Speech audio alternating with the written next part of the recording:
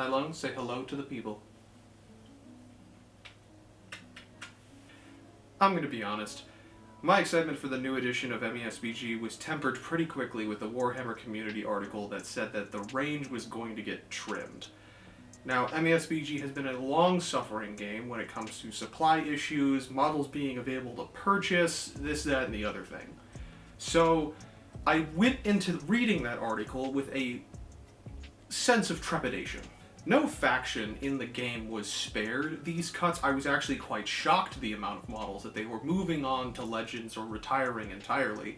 But what kind of caught me really off guard, and I'm still kind of struggling as to why, was that not only were various numbers of models that they didn't think were really fit in the new direction that they wanted to take the game, but entire ranges, an entire faction was going to get cut from the game, that coming in the form of Khand. Now, as my first video in this MESBG series might articulate to you, I play the Easterlings primarily. I have a Halls of Thranduil force I'm working on, I have a Gondor force I'm working on, of course I have the Fellowship and I have Thorin's Company, and Catherine is working on a Azog's Legion list. So Khand was pretty low on my list of factions and armies that I really wanted to get into.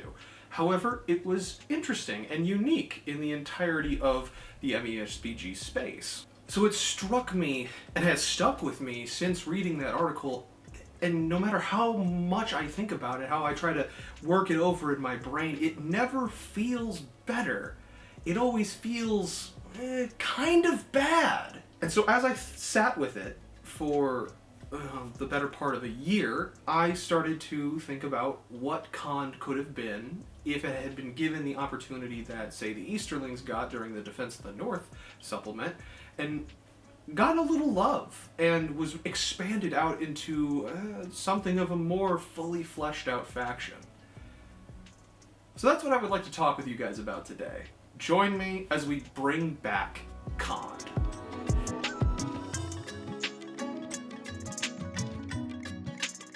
In the entirety of the Legendarium, there is, in essence, about maybe 4 sentences, and they don't really give us a whole lot. What we know about Khand is that it is a realm in the southeast of Middle-earth, pretty much the farthest east of Harad that you can get. We are told the people of Khand lived a pastoral and nomadic lifestyle. We are told that their horses are the only horses that Sauron could get his hands on because there was no way in hell that Rohan was going to trade with him. I wonder why. The biggest mentions of Khand, besides the roll call during the Battle of the Pelennor Fields, is the involvement of the Variegs of Khand during the war with the Wayne Riders that would eventually see the founding of Rohan. With so little written about this section of Middle-earth, it is honestly really impressive GW was able to create the faction that they did. Now let's take what we know, what little there is, and expand on it in a really exciting way. As we move into the new design, there are a couple of things that we want to accomplish. First, we want to be more culturally specific. For our purposes, we're going to be paying homage to specifically the medieval Mongolians. Second, we want to push their mechanical advantages in-game. Third, we need to update the look just a bit. Fourth, we need to give them just a little bit more flair and add a handful of models to buff out the faction. So, let's get stuck in. Within MESBG, there are certain armies that have kind of sub-factions within them. I'm thinking of Dunland to Isengard, or the fiefdoms to Gondor.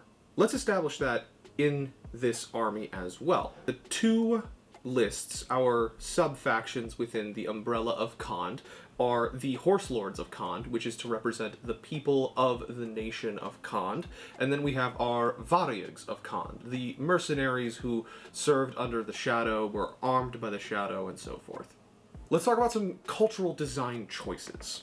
Now, I don't want Khand to become a hard counter to Rohan. However, I do see the potential for some strong parallels and contrasts, especially since they're both cavalry-centric factions. Where Rohan sports some very lovely, vivid greens, I would like Khand to sport more vivid crimsons or scarlets, some red hue. I don't wholly mind the dark colors that they were put in previously, but I feel like pushing the red accents on them would elevate the look of the faction as a whole. I feel like it is a missed opportunity that Khan doesn't have horsehair plumes on their helmets, so we should be giving those as well. And since we're talking about updating their look, I would be remiss if I did not mention that I don't hate the design of their armor as it stands. I just feel like there are some armor pieces visibly missing, most notably a gorget and pauldrons, your neck armor and shoulder armor, as well as tassets, hip armor for cavalry units.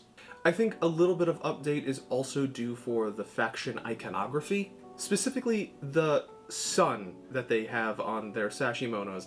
I feel is a little too broad of an icon, especially since it's already used a little bit in the Easterling on their banners. There's no real reason to overlap icons in this way. So I would like to remove the sun iconography. I want to replace it with some sort of an animal icon, and specifically because of the core Mongolian cultural values that we're drawing from, there is a deep appreciation for falconry and birds of prey. So I would like to replace the sun with a condor. This also juxtaposes the reverence that the Khandish people would have for birds of prey against the great eagles of the West. Take your white horse on a green field bordered by intricate gold embroidery for Rohan and replace it with a black condor bird of prey on a red field bordered by embroidered silver for Khand. Then as we push this avian iconography, I would like to also see, alongside the horsehair plumes, perhaps some feathers added to their ensemble as well, whether that is in their helmets, whether that is along their pauldrons, gorgets, their bracers, or what have you. Anywhere that we can add and push this avian iconography, I feel would be a great benefit to the overall look of the army. I got really excited when I rediscovered the Winged Hussars, a Polish shock cavalry unit that wore these very iconic wings harnessed to their backs. So as they rode across the battlefield and charged across the battlefield, it looked as though they were almost in flight. Very striking. And though there is quite a fair bit of distance between Polish tradition and Mongolian tradition, I think an elite unit, perhaps even like a Royal Guard style unit for Khand, could sport these and it would be incredibly striking. Speaking of things that units wear on their backs, I do need to talk about the sashimonos.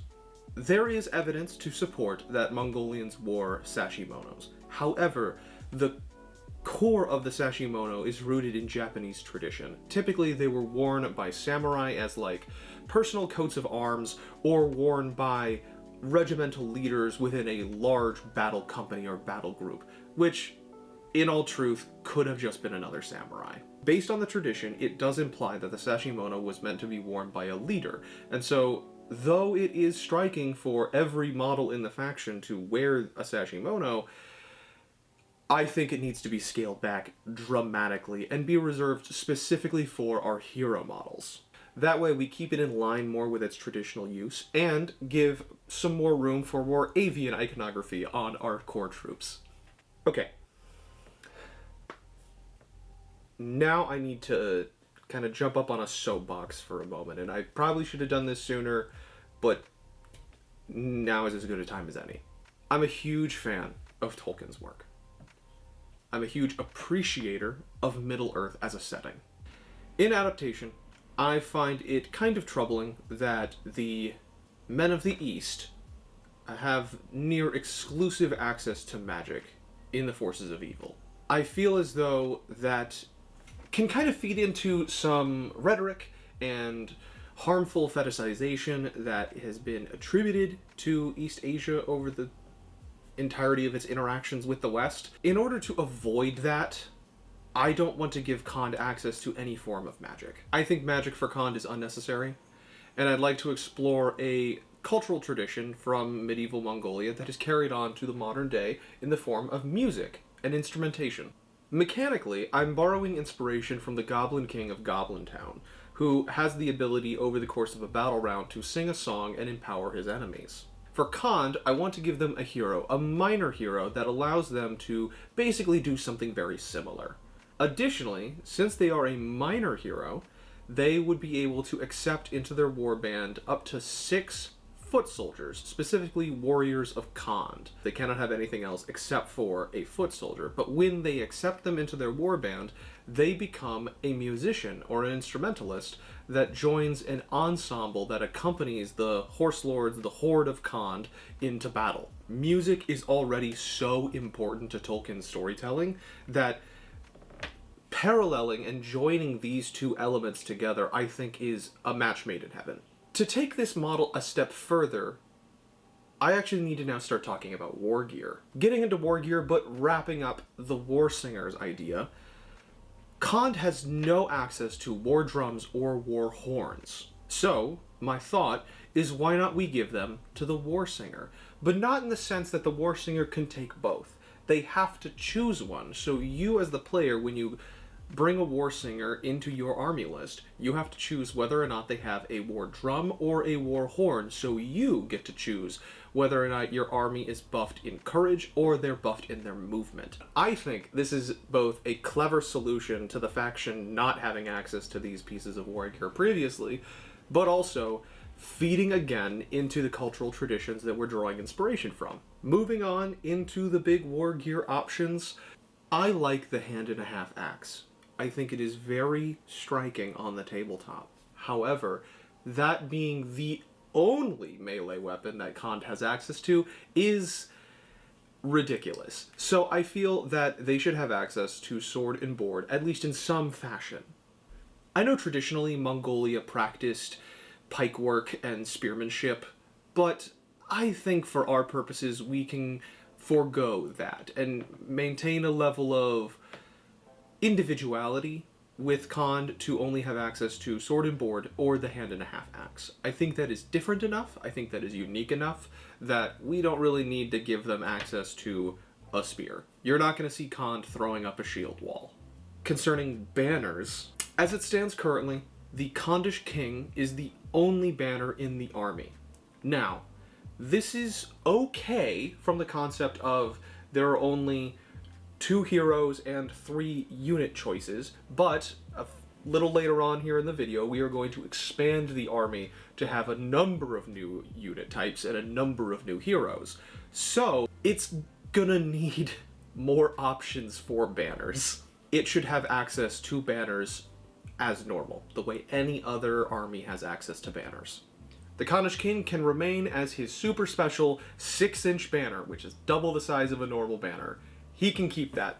Sure, fine, whatever, but the rest of the faction can take banners as normal.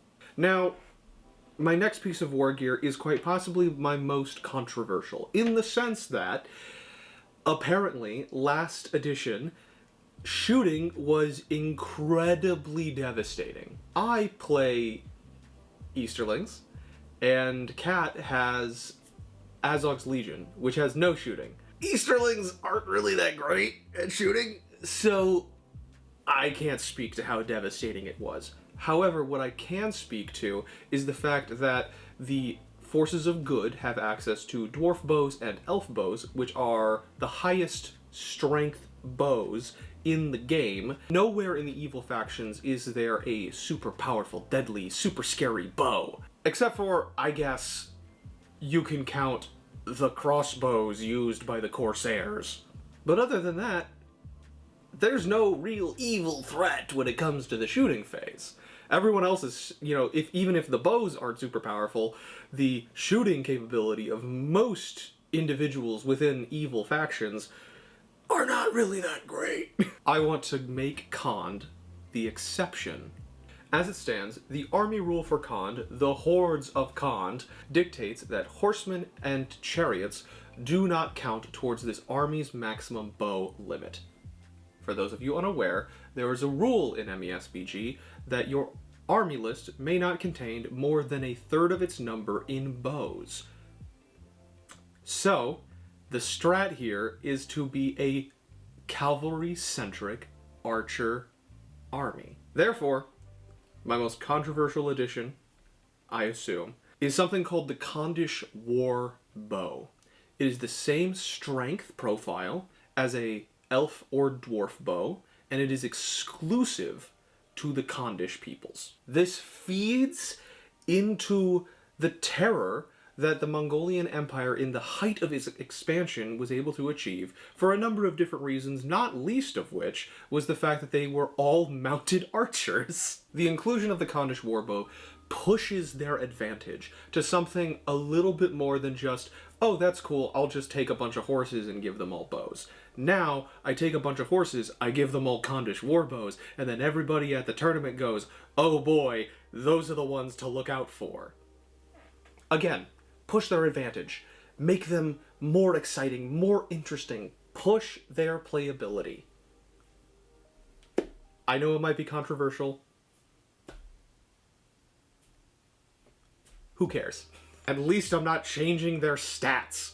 The next piece of war gear I want to introduce is, in lieu of the fact that I'm not letting Khand take pikes or spears, I want them to still have something to deal with cavalry for those instances where they're not specifically wholly a cavalry-centric army. So I am drawing inspiration from the Janmadao of the Chinese tradition, or the Nodachi of the Japanese tradition, a anti-cavalry sword of some kind. I don't believe that this weapon should be widespread. I think it should be reserved for a specific elite unit that can carry it around the battlefield and kind of be a boogeyman for when an enemy's cavalry army is kind of like broken up into different sections, or one is running off to do a thing. All of a sudden they're being hunted down by this individual running around with a weapon that can specifically take out your horse's legs. In tradition, this feels quite possible, especially in line with the fact that Khand uses these hand-and-a-half axes almost exclusively. I could see some interesting backstory being created surrounding this weapon about skirmishes against the Easterling Cataphracti, or even the Momok Riders of the Harad Dream. Now, the last piece of war gear that I want to introduce is I'm kind of caught between one or the other. A lasso makes the most sense from the horse husbandry, but also I think there's already kind of rules for nets in the game as it stands. They're very, very scarce. But I'd like to introduce them to Khand in the sense of, quite possibly, not super controversial, I think, but just some interesting shenanigans. I mentioned earlier how the Khandish horses were the only horses that Sauron was able to trade for because Rohan wasn't about that business model. So, why not steal horses from their enemies? I have it in my head that somebody, perhaps again exclusive to a specific unit, a specific model, could be running around with a lasso and pull somebody off of a horse, pull a rider of Rohan off their horse, and then steal the horse. So goofy. So very goofy, but could be really fun. And I think the option of subduing enemies, whether it be troops or heroes even, that negates or messes with their ability to use their might, fate, or will, or take other specific actions, I think would also lend itself to a very interesting playstyle. Now, this was just a lot of different elements to incorporate, both drawing from cultural touchstones and some inspirations from other mechanics that are found already within MESBG. But each one of these things combined together and blended in such a careful way helps to push and bring Khand out to being something of a more fully fleshed out faction, which I am very excited about. But what makes me more excited is realizing these elements in the form of the new models.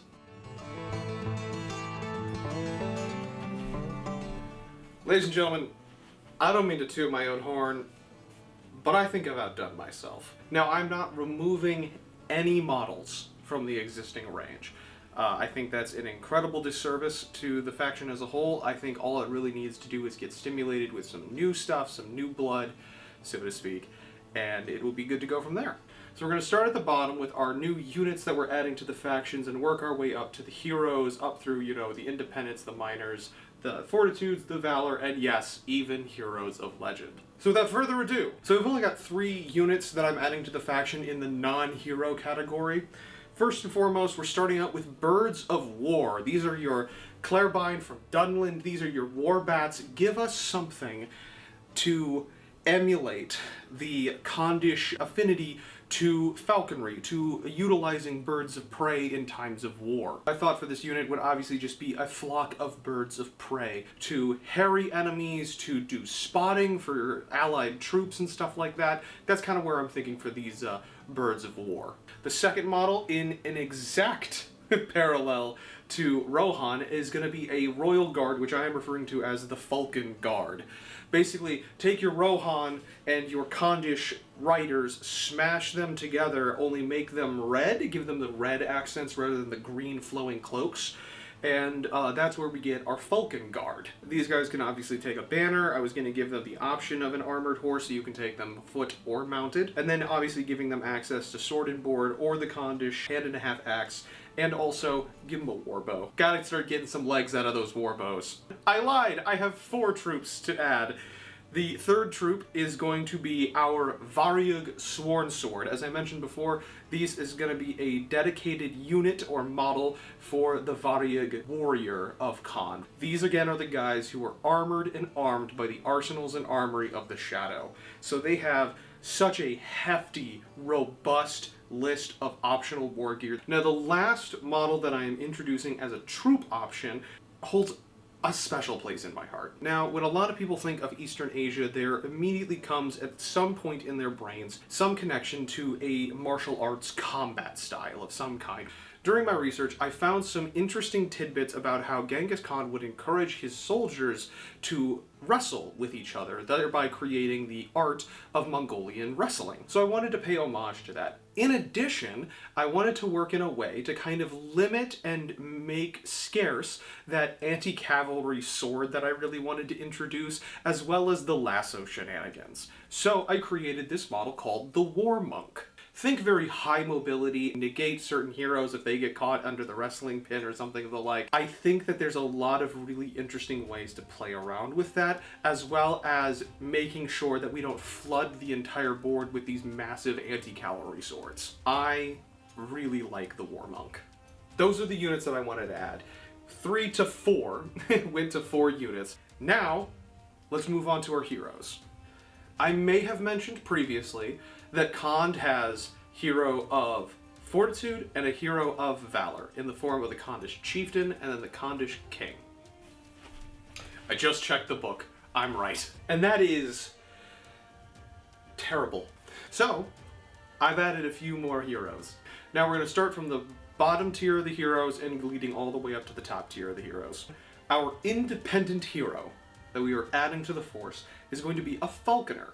Something to go along with the Mongolian falconeering tradition, as well as to incorporate the birds of war a little bit better into the army. It's kind of in line with the Orcish Taskmaster a little bit, but it definitely leans more on you being more of a supportive role for your army. My minor hero that I'm introducing to the faction I've already talked about, so I'm not going to retread all of that ground, but it is going to be the War Singer, incorporating those song mechanics that are introduced already via the Goblin King of Goblin Town, and I am still planning on this individual can only take warriors of Khand, and when you take them into his warband, then they become musicians or instrumentalists as you build out this musical ensemble that will accompany your horse lords of Khand into battle. It's so cool! Now on to our Heroes of Fortitude. I am introducing, let me count, 1, 2 Heroes of Fortitude to the already existing Khandish Chieftain, the first of which is a Varyug War Party Captain. Not going super deep into the list building quality of the game, you would have Khand split into the 2 factions. You would have your homeland of Khand, and you have the Varyugs of Khand. And the Varyugs of Khand list would feature your Varyug War Party Captains as your Hero of Fortitude options. Now, the second Hero of Fortitude I am introducing is our first named hero into the faction, and his name is Taro the Indomitable. My idea for Taro is to represent more of the kind of a champion of the people of Khand, as well as kind of be in line, at least in his attire and his garb, with the war monks, so that you have almost a dedicated hero for the war monks. He's a champion. He has the options for pretty much all of those heroic feats that would befit a champion. The heroic duel, the heroic challenge. Not to mention he would also get access to the Khandish wrestling abilities, stuff like that, trying to pin other heroes primarily out of the game. I think Taro is super interesting and super cool, and I'm excited to have, a named character in the faction. Now, for the Heroes of Valor. I'm introducing 2 Heroes of Valor. I counted already. First, talking about the Varyags of Khand, we have our Varyag Warlord. This is kind of in the same vein as the Khandish King, but just for the Varyags. This guy obviously has access to a Khandish war chariot, a wain, as that was incredibly pivotal and important to their identity as Varyags. And again, outfitted by the Shadow, could really strike a imposing silhouette as almost being bedecked in the armor akin to like the Black Numenorians or even the Black Guard. And our second Hero of Valor is our second named character into the faction. Her name is Kubali, the daughter of the Condor. I wanted to create an illusion homage to the legacy of Genghis Khan and his lineage. Burying the lead just a little bit, Kubali is the daughter of the great Condor Lord, our great Khan of Khand. She is a warrior. She is effectively a princess, so our warrior princess. This is our Marshal of Khand, to run circles around the enemy, to be the tip of the spear. She wants to be in the fight. This is our gal. And not only does she have access to an armored horse, I also want to give her access to the wain as well. I think that's just too good of an option to pass up for her. But that, my friends, is Kubali, daughter of the Condor. And now that we have covered our heroes of Fortitude, Valor, the Miners, and the Independents, we have to talk about our heroes of legend. Now, we've gotten to know each other, and I have said multiple times, I don't intend on Khand to be a hard counter to Rohan, but I do want it to be a hard parallel.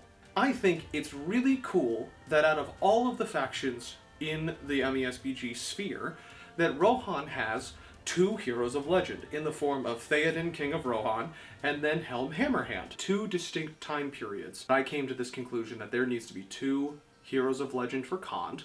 One to represent the hero of legend during the war with the Wainriders, and one to represent the hero of legend that fought during the War of the Ring. Speaking chronologically, let's talk about our first hero of legend, Atalok of the Iron Chariot. Atalok is our leader of the Varyags. He is the big name that is attributed to our Varyag list. Does Atalok exist in the Legendarium? No, he's an original creation of my own. I'm just saying, for our context, the Horse Lords of Khand, the Varyags of Khand, Atalok is the big name for the Varyags of Khand. He gets a devastating Iron Chariot, and his army is full to the brim with Varyags. You know, the Warlord and the Captain both strike imposing visages, but not in comparison to when Atalok gets onto the battlefield. This man can be taken either foot or in a chariot. There are no other options, and frankly, if you run him without the chariot, you're doing it wrong. So when I think of Atalok, when I think of the Varyags of Khand, I think of the presence of one who could have been a ring wraith entering the battlefield on the back of a massive war chariot and accompanied by his horde of mercenary brethren. And then like a rabble of orcs behind them because sure, why not? That's Atalok. And now we need to talk about our hero of legend for the realm of Khand itself, the peoples, the Horse Lords of Khand. Who is our Genghis Khan? Ladies and gentlemen, I present to you Chigoris, the great Condor Lord of the Steppes. And before you ask, yes, that is a Warhammer reference. Our homage to the man himself. Again, an original creation, not one that shows up in the Legendarium. I'm taking liberties. Someone that would be worthy to have a whole retinue of Falcon Guard following behind him during the charge. We gotta give him the Khandish Warbow. We gotta give him the master-crafted hand-and-a-half axe. And we gotta give him the heavily armored horse. A mounted martial juggernaut is this man. This guy has got to be a menace and able to stand up on the battlefield as not just like a fun little homage and illusion that we created, but really encapsulate the capabilities of these people, these horse lords, in parallel to those of Rohan. I can see it in my brain. On one side of the table you have Rohan, all of its good silvers and the deep greens, and they're all mounted and they're charging death! And then on the other side of the battlefield is Khand, in its own silvers and reds. And it's so vivid, the two clashing together, that when you step away from it, it looks like the two colors of Christmas clashing together, and that's all we ever really want in life. Every single model that I've discussed here and introduced today is something that I feel very strongly about. I feel a lot of excitement and passion for, knowing that it's probably never going to see the light of day other than my own tables, potentially. But I don't feel that broken up about it. Even with both of these lists, these are factions that I would be excited to get my hands on. Because Rohan is cool. Don't get me wrong, Rohan is super cool. But I play the bad guys. And again, if I humble a horse lord, wasn't my intention, but I'm not going to lose sleep over it. And that, ladies and gentlemen, is Khand. My reimagining of Khand. I hope you found something interesting in this reimagining. It is weird to think about a faction like Khand getting cut and then feeling as bummed out about it as I did at the time. If you have any ideas, other thoughts about this reimagining, whether it is from the GW side of things or just the community side of things, I would love to hear about them in the comments below. I want to give a huge shout out to our subscribers and to our Patreons and to all of the people that watched that War with Angmar video. That is the highest performing video that we've ever had on the channel, and I cannot tell you how grateful and just how blessed I felt. That was crazy. So thanks. Thank you for hanging out. I've been Arden 13. I am still waiting on that ramen. Thank you so much for joining me at the lunch table today, and I will see you in the next one.